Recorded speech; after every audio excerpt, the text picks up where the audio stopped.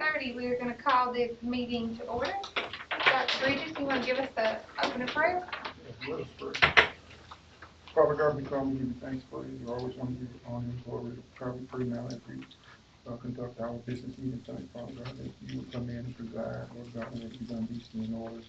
Please in your sight again, Father God, we always ask blessings upon the district and students, student body, staff, and everybody takes to make LCSD go. Father, we pray that they all have a safe summer break, Father God, and come back in a few weeks. We are ready to go, Father God. We just ask you to forgive us every place where we fell short of your depths of your praise, your glory, and your honor.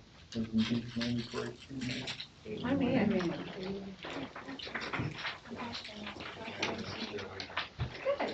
All right, number 2, adoption of the agenda.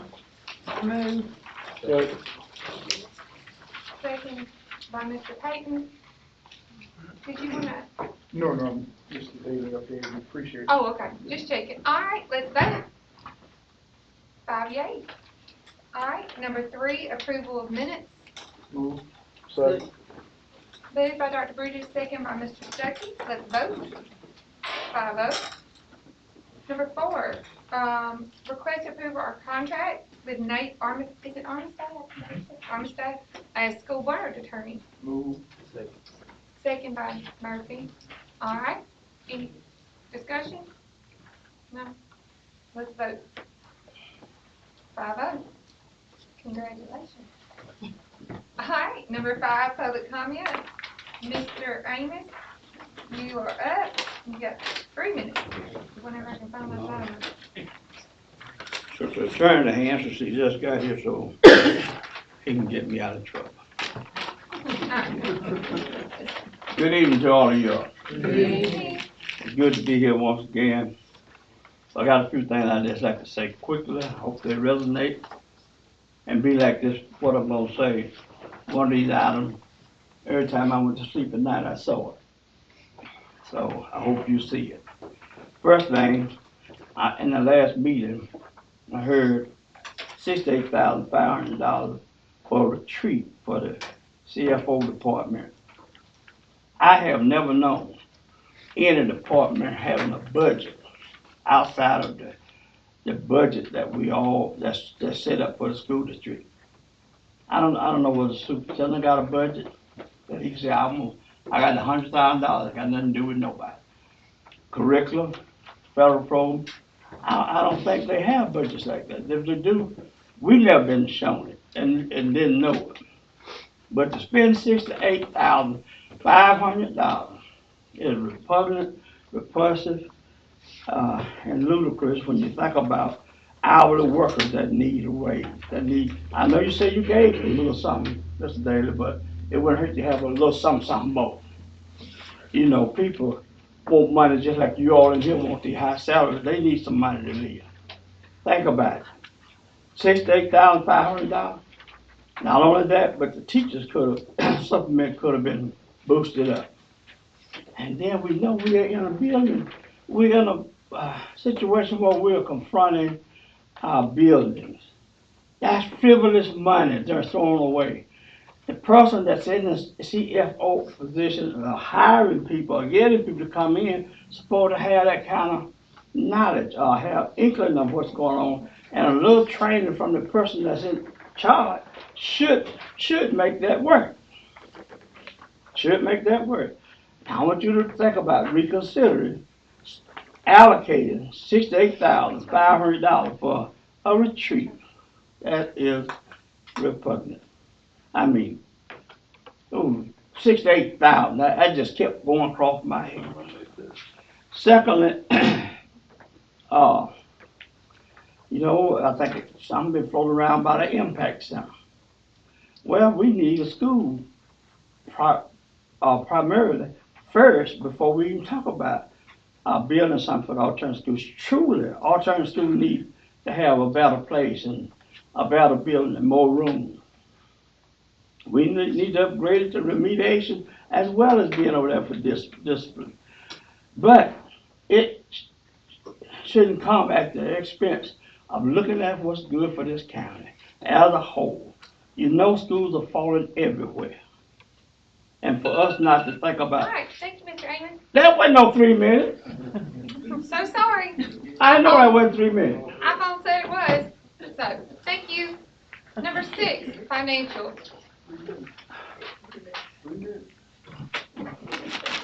Move. Moved by Mr. Y'all just Payton, didn't want to hear it. second by Ms. Mildred. Let's The vote. clock was gonna be right. I told you. We're voting, so go. 5-0. All right, number 7, ATSI report. Good evening. Good. Good evening.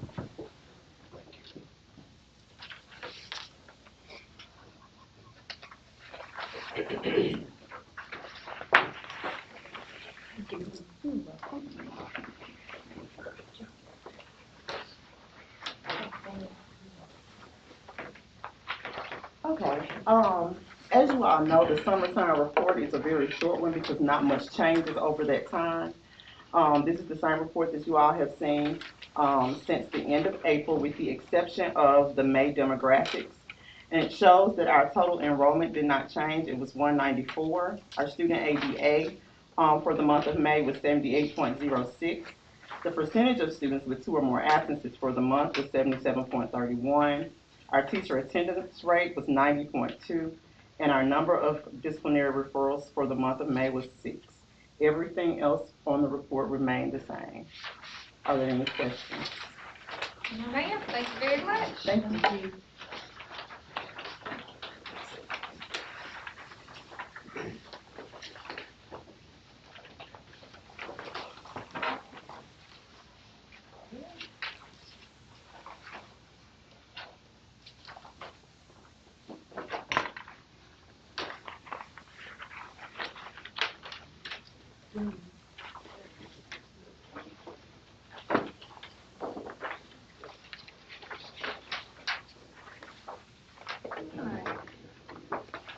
Good evening. Good evening. And for New Hebron, demographics, our school enrollment was at 259. Our student ADA was at 96.17. Our percentage of students with 2 or more absences for the month was 11%. Our teacher attendance rate was at 96.11, and our number of discipline referrals was at 13 this month. Any questions? Thank you, ma'am. All right, number 8, superintendent comments. Good evening, everyone. Student enrollment in ADA for the month of May, MES 398 students, ADA of 92.23. New Hebron 259 students, ADA of 96.17. Topeka Tilton 278 students, an ADA of 94.27. Rod Page 194 students, ADA of 78.06. And Lawrence County High School 551 students, an ADA of 84.51. We ended the year with a total of 1,680 students on roll. Our May ADA was 89.01 for the district. Discipline reports in the month of May, MES were 4, New Hebron 13, Topeka Tilton 7, Rod Page 6, Lawrence County High School 10, for a total of 40, and that's 2% of our student population. Teacher attendance for the month of May was 94%. In July, we'll review policy, or the first third of policy G, which is personnel. Please let Mr. Barron know by the end of the day, July 8th, of any questions or recommendations on policy G, first third. The Southern Region Leadership Conference, July 21st through 23rd in Biloxi. I know Dr. Bridget is planning to go, and if anybody else is planning to go, please get with Ms. Shelley, and she'll get you taken care of. July 21st through 23rd. And our public budget hearing will be this Thursday evening at 5:30 on the 20th. Budget adoption will be June 27th at 10 o'clock. And our July regular board meeting, if our new calendar is approved, will be on the 15th of July. That will come up for vote here shortly. And then finally, I just want to thank the board for all your support for this opportunity to help move this district over the last couple of years. It has been one of the highlights of my career. I'm very thankful for you all and for your support of me and the students and staff in this district. Thankful for the teachers and principals and all the district administrators, you know, everybody that comes here every day and works hard for our kids. Thankful to the community for accepting me, and even though I won't be sitting in this seat, I'll still be a friend of Lawrence County School District, and wish you guys nothing but the best. So thank you all. Thank you for all your hard work. Save your comments. Well, we appreciate all your hard work. Thank you for everything you've done for the district. Thank you. All right, number 9, end of year data report from Ms. Madison. Good evening. Good evening.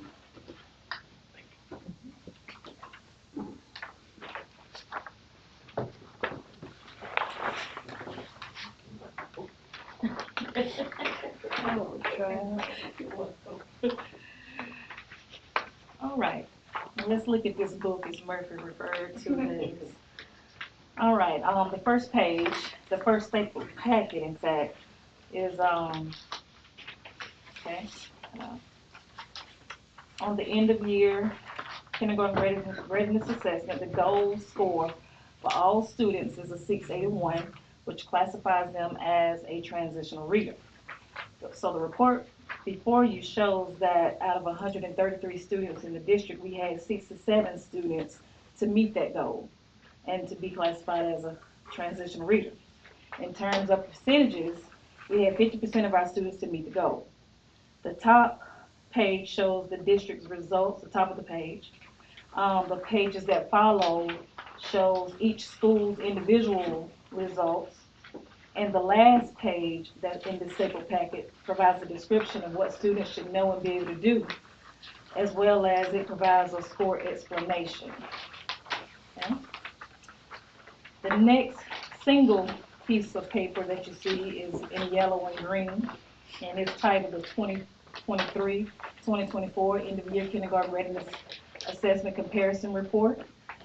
This page provides a comparison of the end of year between this year, a comparison between this year and last year. In comparison to last year, we are down 7 points in the number of students who met their goal. The very last page of that report is a chart, and it shows a 7-year trend in the average scale score for the district. So I go all the way back to 2017-18 school year, which is before COVID, and we are down 53 points from 2017-18. We're down 64 points from 2018-19. The next 2 years, 2019-20 and 2021, were our COVID years, to where we didn't have any scores to report. And then after COVID, we tested in 21, 22, so we're down 7 points from then. And then 22, 23, we're down 13 points. Are there any questions? All right.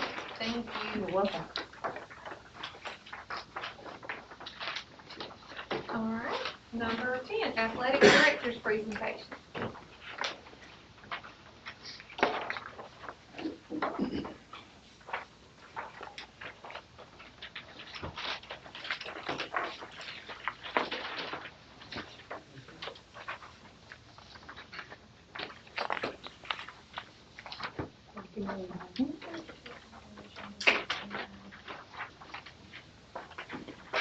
Good evening, everyone. We come before the board to address a subject that has been addressed before, but I do want to bring some light to it, a little bit more than it probably has before.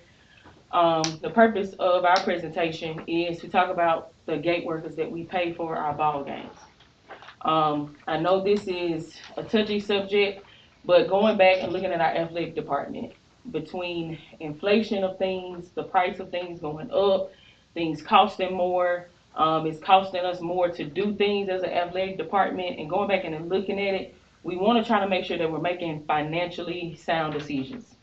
And so in the process of doing that, we also want to make sure we're doing what's best for our children. We did some research and looking at other districts. All of the surrounding districts, they don't pay gate workers. They do it as a duty for their teachers. Most of the, like I said, all of the districts surrounding us, that's how they operate. Also, the other schools in our district, other than the high school, also make their teachers do that as a duty. And so, with looking at all of that, plus the fact of the cost, if we break it down, it is costing us $9,768 to pay gate workers out of our budget for our athletic department. That's almost $10,000. That's a lot of money. Especially when we are self-sufficient as an athletic department, taking $10,000 out is a lot. And we're basically taking that from our kids, is what we're doing.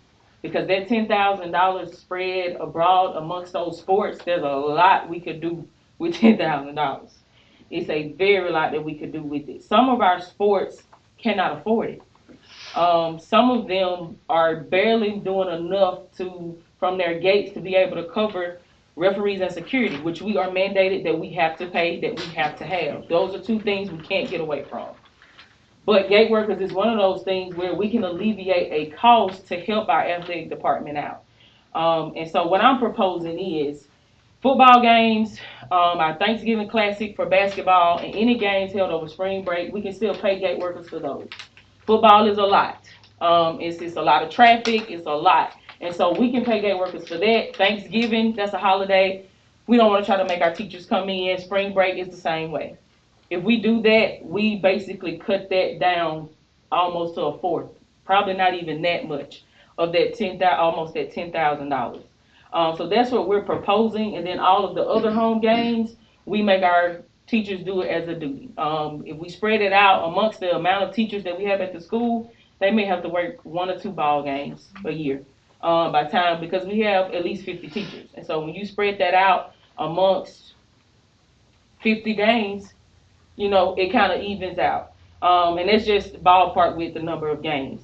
But at the end of the day, we need to do what's best for our children. And just $10,000 is a lot of money to be spending on something that we don't have to have, and that we have another way that we can feel that need without having to spend that money. And like I said, especially with our athletic department right now, and going back and looking at it, we've got to make good financial sound decisions to be able to move us forward. And we're going to do different things, but if we don't make those good sound decisions financially, it's not going to happen. And this is one of those that, I'm all about numbers, and the numbers, and that number speak for itself. If it was, $2,000 that we were spending as an athletic budget, I let it go, we move on. It just is what it is. But almost $10,000, that's a lot. That's a lot that we can put back into our children. And that's what I'm all about. I'm doing what's best for our children, what we can do to provide more for our children with our athletics.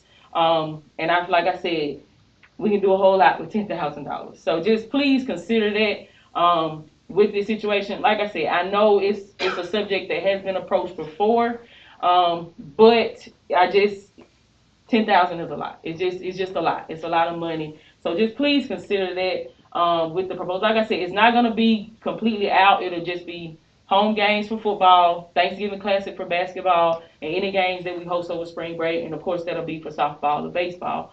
And we'll do that and pay those gate workers for that. But outside of that, we would ask that our teachers cover it. And then all the other teachers in the district at their other schools have to do that. It's not fair.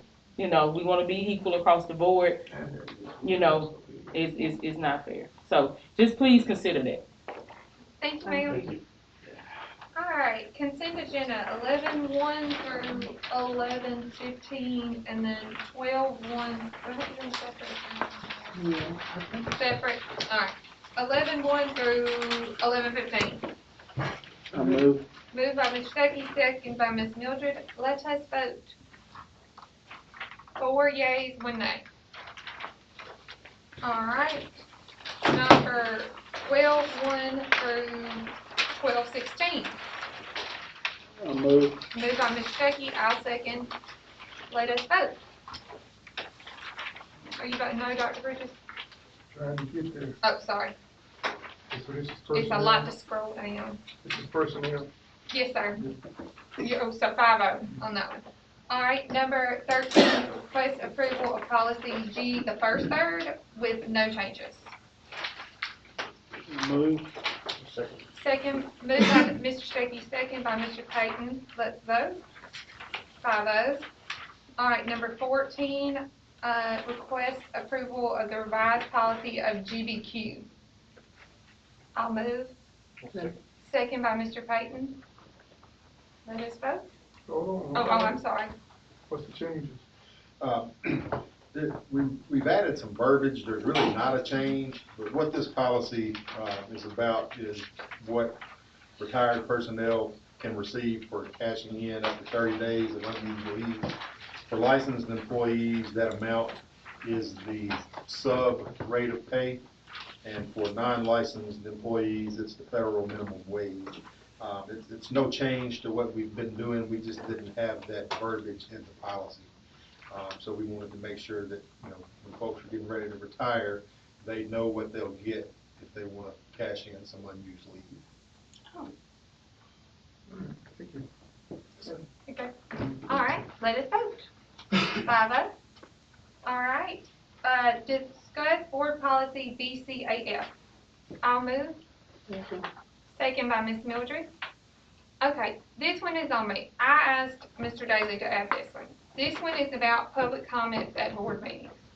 So, I called Lincoln, Simpson, Jeff Davis, Marion, and Copiah counties, and none of them have public comments at board meetings. You have to get on the agenda and you have to be approved to speak. Our meetings have been a disgrace. We have been fodder for people to talk about. We have been on the internet, and it has been a joke. This is a business meeting. First and foremost, it is supposed to be run like a business meeting. Some of the comments that people get up are just wildly incorrect, and because the board doesn't fight back, then everybody just takes it as fact. I feel like we should do like all the other school districts and have to be approved to get on the agenda to be able to speak. So I move that we completely remove policy BCAF. I ain't in favor of that. Second by Ms. Mildred. You worried about accountability, but accountability don't reach the board? No, anybody has the right to get on the agenda and speak, but you don't get to just get up and just talk about the same things over and over that have no point and just make statements that are wildly incorrect in So every you're trying other to control freedom of speech? No, everybody Yes, you has are. the right to get on the Yes, you agenda. are. You're trying to control freedom of speech. You can't do that. That's unconstitutional. What about every other school district that doesn't do it? Are they I'm limiting not on freedom every other of- school district, Okay. school board. I'm on this one. Well, we can vote on it, and you have a vote, just like I have a vote, and everybody else on the board has So a this is vote. another ridiculous thing that you have conjured up in your head. Yeah. Because you're trying to control public comment. Now, I'm you wanna not trying to complete- You want to control completely public. remove BCAF that's been a part of our policy for this long. It's worked this long, but now it's not working for you. I don't think it's worked this long. It- I it's think been- it it's hasn't here. worked for It's here. years. It's here. It's been working this long, but now you want to remove it to make things better for you. I Stop wanna throwing rocks remove and it hiding your because hands. You won't have to worry about what people say when they step to that podium. I don't think that, I This think it is needs to be a ridiculous, Ms. business. Watts, and you Okay. know it is. I personally don't think it Amen. is. I moved and Ms. Mildred second.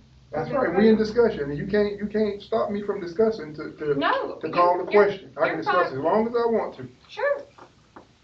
and this is ridiculous. Ridiculous. Do you have anything else to discuss? Yeah, I'm still talking. Okay.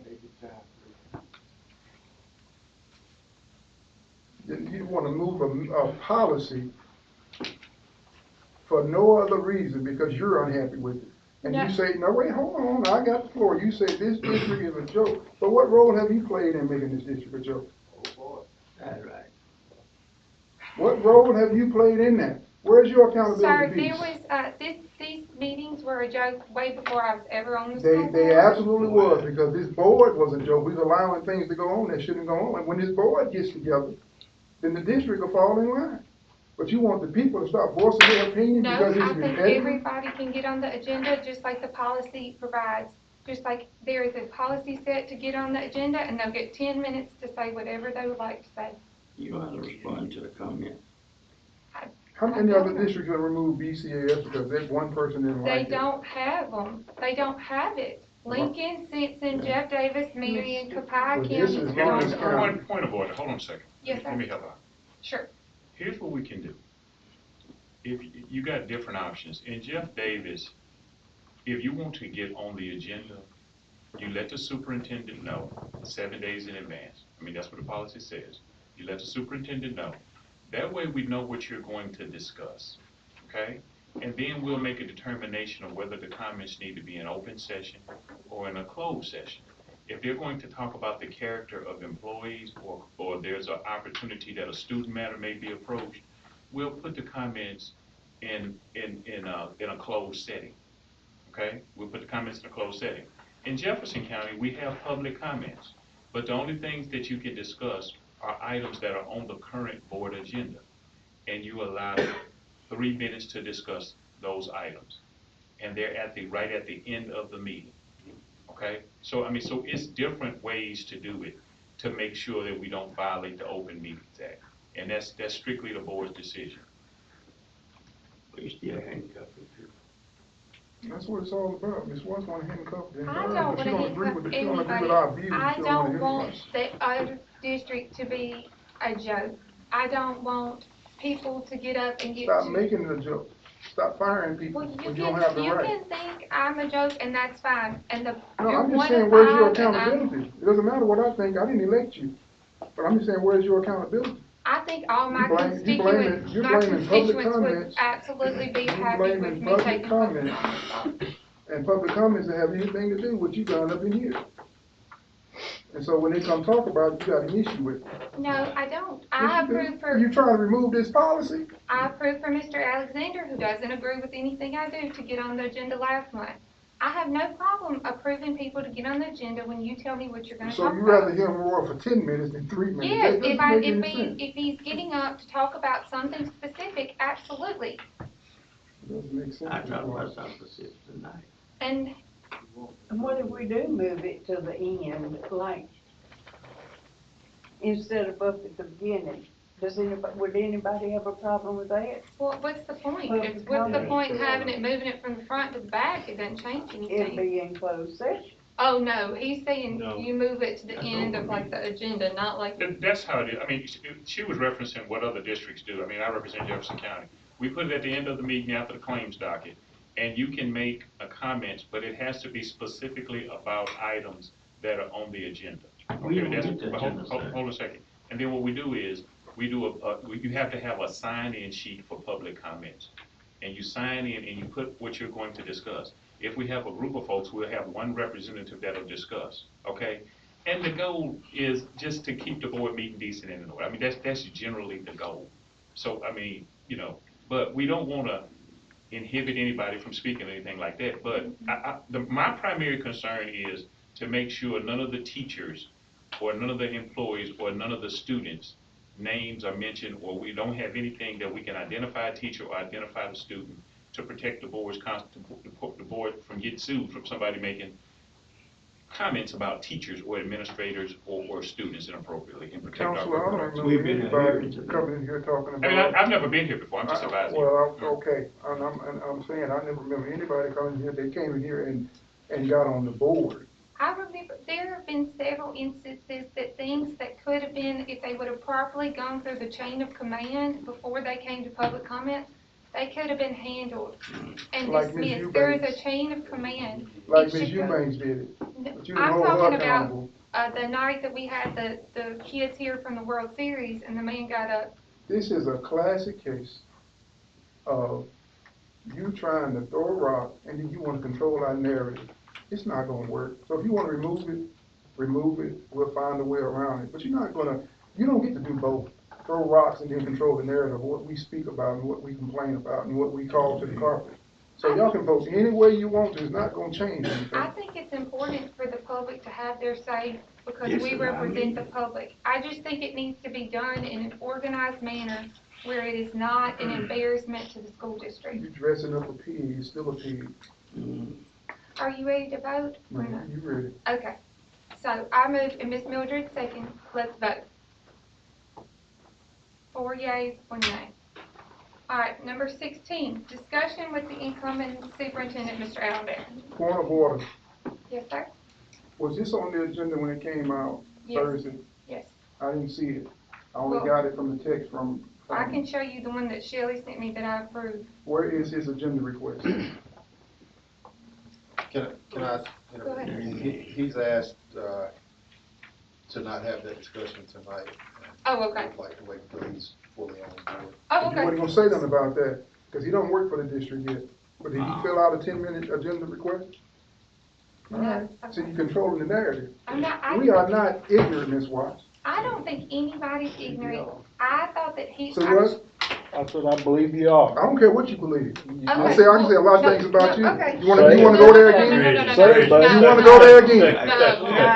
No. And that Well, tell this man to be quiet when I got the floor. I don't interrupt him. I'm so sorry, I thought. I you don't were- say anything when he Dr. talk Bridges, about I Dr. Quinn. That's the only thing he mentions.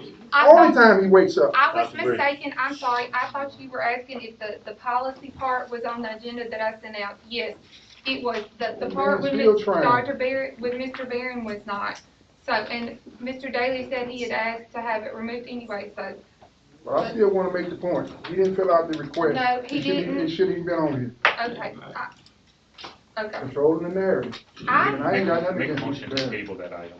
okay, I'm gonna move that we table that item until next month. Next week. Second by Ms. Mildred, let's vote. I have no vote. He requested that, don't even be on here. Why are we Well, we're tabling it? just tabling it to next month per the attorney's request. I have no vote. Say what he wants to Do next you time. wanna vote? I'm not voting. Okay, so 3 yeas, 3 yeas, no on the 2 at the end. Question. Hold on, make sure the minutes have it. You got it, Shelley? Who's the 3? Me and Mr. Payton and Ms. Mildred. To table Well, it, right? right, to table it, Is Mr. he Sophie coming at the next says. meeting, Mr. Daly? Yeah, Is I it- mean, he's gonna be our It's time. superintendent He'll next be- meeting. He'll be in a position. Okay. Number 17, I move we go into closed session. Second by Mr. Payton, let's vote. 5-0.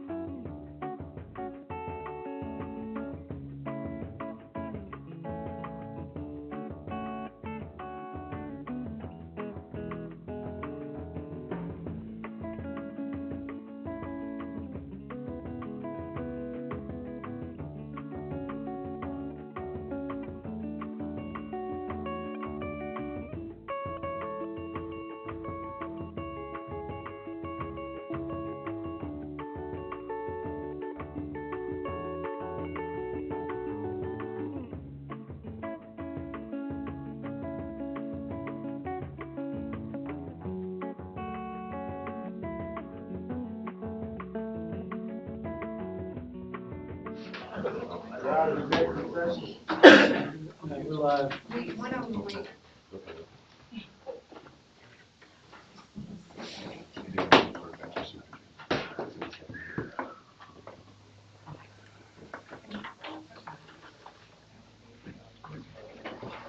Did you get your food? I did. Yes, I read it. Okay, So what you reading? in executive session, we upheld two of the superintendent's recommendations. We referred one back to the superintendent. And then on student transfers, we accepted one, rejected one, and tabled one to next month. Okay, now on 17.3.1, this is the student transfer. We need to vote on it. I move that we accept. second. And everybody wants to vote. And then on 17.3.2, these are the two teachers. Oh. These are the two teachers that were student working. Yeah, and then I move that we accept. Second. Second by Ms. Mildred. Let's vote on that. 5-0. And then I move we adjourn. Amen. And then everybody say yes. You got the motion second on adjourn. You got the motion second on adjourn? I move.